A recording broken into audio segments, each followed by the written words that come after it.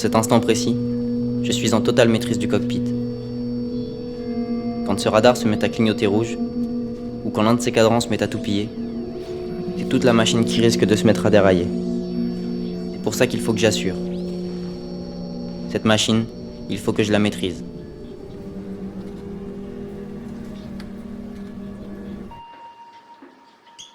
Leçon numéro 1. Maîtriser la machine, c'est se maîtriser soi. C'est se maîtriser soi. Parce que je suis une machine. Et si ce n'est pas vrai, je m'apprête à le devenir.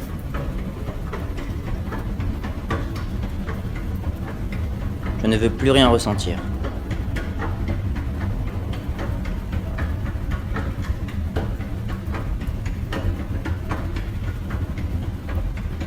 Pour ne plus rien ressentir, il faut d'abord trouver ce qu'on ressent. Leçon numéro 2, trouve ce que tu ressens.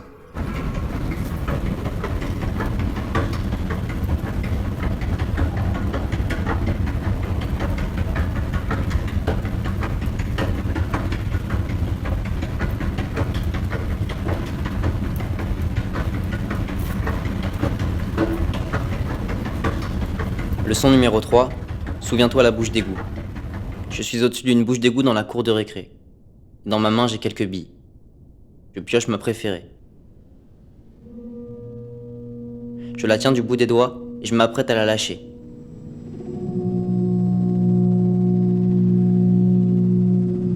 Si elle rebondit sur la plaque d'égout, c'est qu'elle m'aime. Si elle tombe dans un des trous, tant pis pour elle. Je faisais ça avec mes billes, mais aussi avec le reste. Leçon numéro 4, souviens-toi du reste.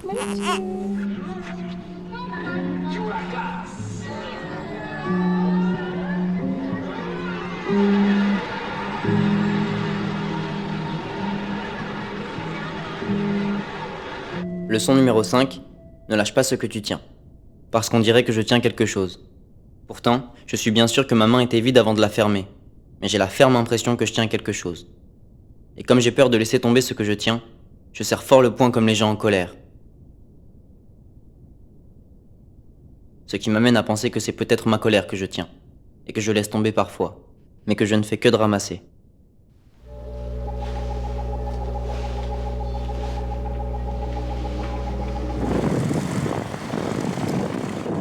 Leçon numéro 6, arrête de ramasser tout ce que tu trouves, parce que c'est connu, ce que tu amasses ne comble pas les trous.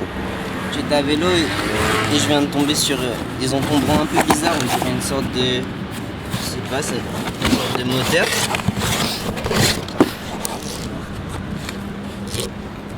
Je comprends pas trop ce que c'est ce machin, mais je vais le prendre. Leçon numéro 7, trouve une raison de sortir du lit.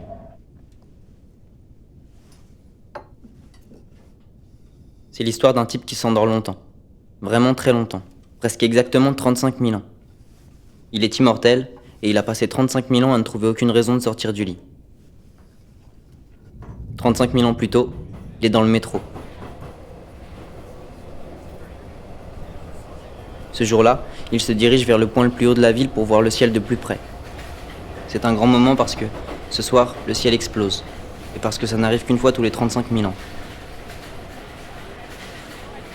Mais à cause d'un malaise voyageur ou d'un truc dans le genre, le ciel explose alors qu'il est sous terre, au plus loin du spectacle. L'immortel se plaint qu'il devra attendre 35 000 ans à nouveau. Et 35 000 ans plus tard, à n'avoir trouvé aucune raison de sortir du lit, la ville s'est fait ensevelir par les eaux.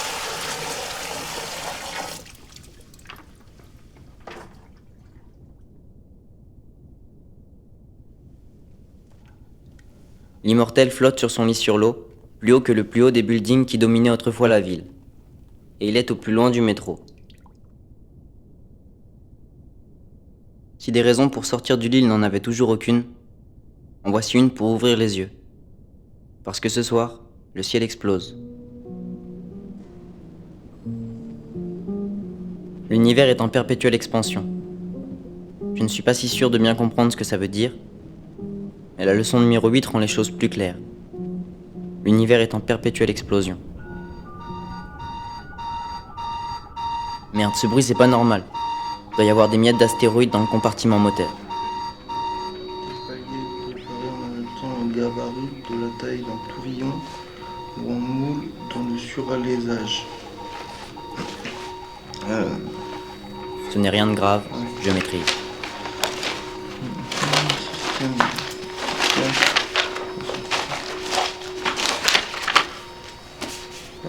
Faites attention de ne pas vous ébouillanter les mains. Leçon numéro 9. La patate et l'astéroïde. Des milliers de patatoïdes et même des milliards, des trilliards, des billionnières de patatoïdes. Je ne vois que des objets aux formes patatoïdales, et l'espace est inondé de patatoïdes. C'est un astéroïde fonçant à toute allure sur une patate. Les scientifiques sont bien trop occupés pour résoudre cette énigme, mais si une patate et un astéroïde venaient à se percuter, qu'adviendrait-il ? Eh bien, je crois que cette étonnante image peut donner naissance à absolument tout ce qui est. Je suis né du colossal impact d'une patate et d'un astéroïde. Le réveil sonne, je ne suis ni le descendant d'une patate, ni d'un astéroïde.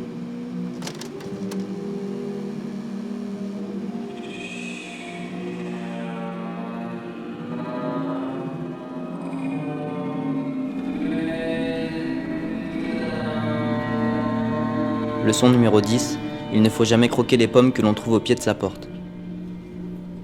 J'étais chez moi, dans mon minuscule appartement dans l'hémisphère nord de notre minuscule planète. J'étais d'ailleurs en train de penser à ma minusculosité. Je me disais que si mon appartement était infiniment grand, que s'il était en perpétuelle expansion, je ne me sentirais pas plus minuscule qu'en cet instant précis.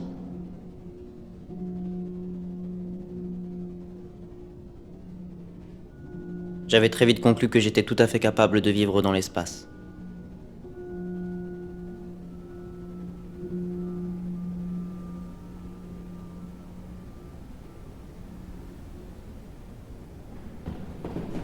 Et puis, j'ai entendu quelqu'un dévaler les escaliers à toute vitesse. Je l'ai même très bien entendu, parce que les murs étaient si fins que j'entendais tout. Je me suis pas méfié, mais ça m'a fait sortir de mes pensées, puis du lit, pour aller aux toilettes qui se trouvaient sur le palier. Et j'ai trouvé au pied de ma porte 2 pommes. Une rouge, une verte.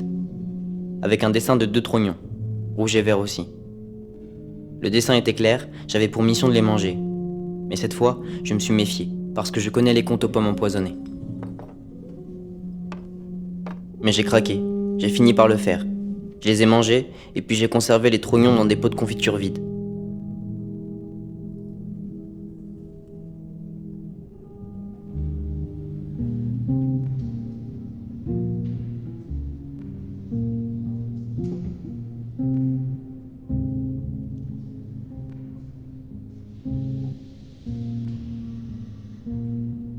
Très sincèrement, j'attendais que magie se fasse.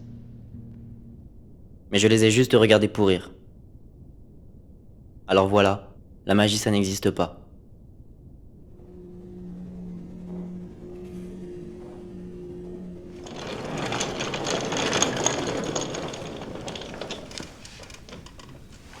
Leçon numéro 11, la magie ça n'existe qu'au cinéma. Et j'ai parfois l'impression de vivre dans un film. Mes yeux sont la caméra, mais je fais aussi partie intégrante de l'histoire. Et une caméra, c'est dur à tenir, parce que quand on regarde à travers l'œilleton de l'appareil, on se fatigue 2 fois plus vite de regarder, parce qu'on est 2 fois plus attentif aux informations qui traversent l'objectif. Chaque information qui raconte une histoire, puis une histoire dans l'histoire, tout ça dans le film que l'on essaye de raconter.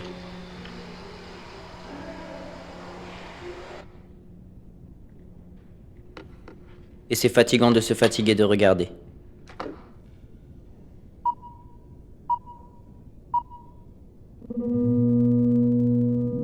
Alors adieu la caméra numérique, la pellicule et tous ces trucs. Adieu les cartes SD, disques durs, etc. Je serais un réalisateur du monde réel. J'avais abandonné ma caméra juste après avoir dit ça. Mais j'avais pas arrêté le film qui continuait de tourner dans ma tête. C'était maintenant mes yeux la caméra et ma cervelle la carte SD. Et sans même regarder à travers l'œilleton de l'appareil, je continuais de me fatiguer de regarder. Un jour, je ferai un film qui raconte tout ce que je ressens. Ce sera un grand succès. Ah, ça s'avère plus sérieux que prévu. Le compartiment moteur a l'air quasiment flingué. Mais je maîtrise, je maîtrise. Leçon numéro 12, mettre un marque-page dans le milieu. Par où je commence? Ces livres sont immenses. Je vais faire semblant que je les ai lus. Je vais mettre un marque-page dans le milieu. Je veux même pas m'instruire, je veux juste un revolver pour tirer.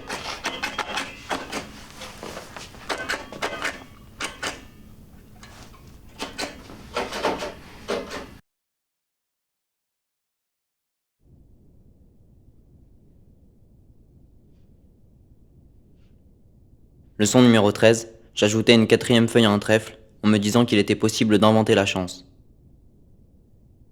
Il suffit de prendre les choses comme elles sont.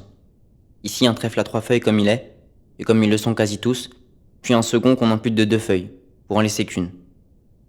Enfin, on fait un nœud avec la tige de celui-ci autour de la tige de notre premier trèfle. Et en faisant ça bien, on n'y voit que du feu.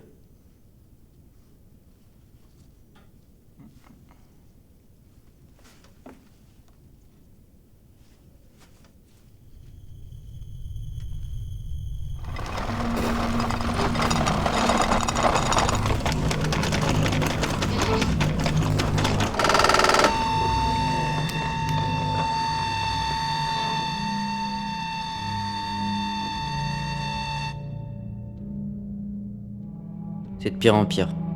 Il y a ce radar qui s'arrête toujours pas de clignoter rouge, et cela non plus qui ne s'arrête pas de tout piller sans que 1000 leçons respectées à la lettre n'y arrangent rien. Ce qui m'amène d'ailleurs à la leçon numéro 1000. Oublie la maîtrise totale, la quasi-maîtrise fera l'affaire. Parce que je ne maîtrise rien, et pour apprendre correctement, il faudrait au moins que la machine se stabilise.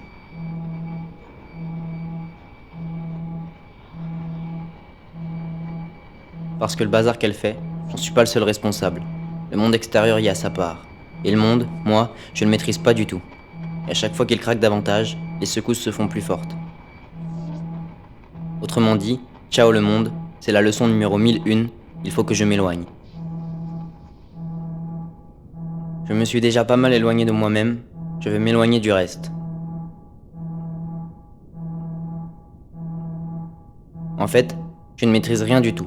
Je quasi maîtrise à peine, alors à mort les leçons, je vais bombarder et continuer de m'éloigner. D'ailleurs, si j'arrive à dépasser l'étoile là-bas, le monde pourra bien craquer que mes radars y verront rien du tout.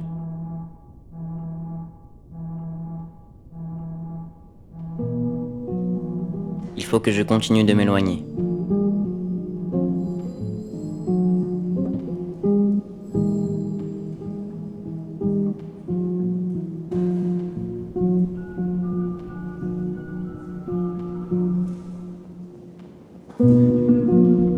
Je suis un incompétent, en plus je suis frigorifié, mais j'ai peur de rien.